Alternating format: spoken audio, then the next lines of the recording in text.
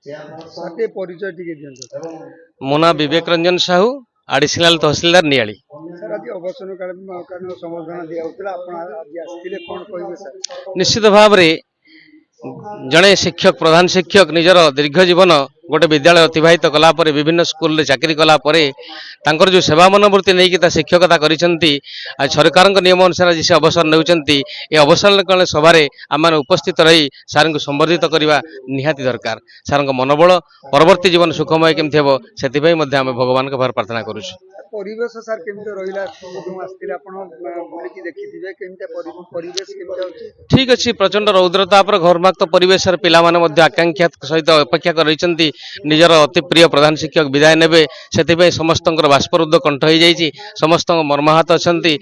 ଏହି ବିଦ୍ୟାଳୟର ପ୍ରଧାନ ଶିକ୍ଷକ ବିଦାୟ ନେଲା ପରେ ସେଇଭଳି ଏକ ସୁନ୍ଦର ବ୍ୟକ୍ତିତ୍ୱ ପାଇବା ନିଶ୍ଚିତ ଭାବରେ କଷ୍ଟକର ହେବ। ବାର୍ତ୍ତା କଣ ଦେବେ ସାର୍?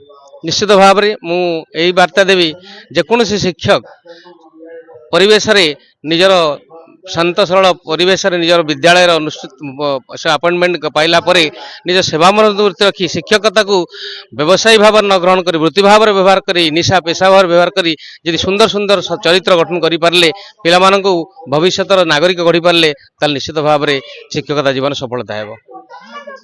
ପରିଚୟ ଟିକେ ଦେବେ। शेख हुमायूं नियाड़ी हाईस्कूल परिचालन कमिटी सभापति। ଆଜି ସମ୍ବର୍ଦ୍ଧନା ଉତ୍ସବ ହଉଥିଲା, କଣ କହିବେ? नियाड़ी हाईस्कूल हेडमास्टर आज अवसरकालीन सम्बोधन सभा होता।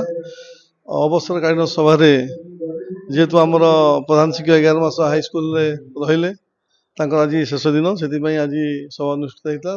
मान्यगण व्यक्ति एडिशनल तहसीलदार समस्त आसते विषय सब आलोचना है।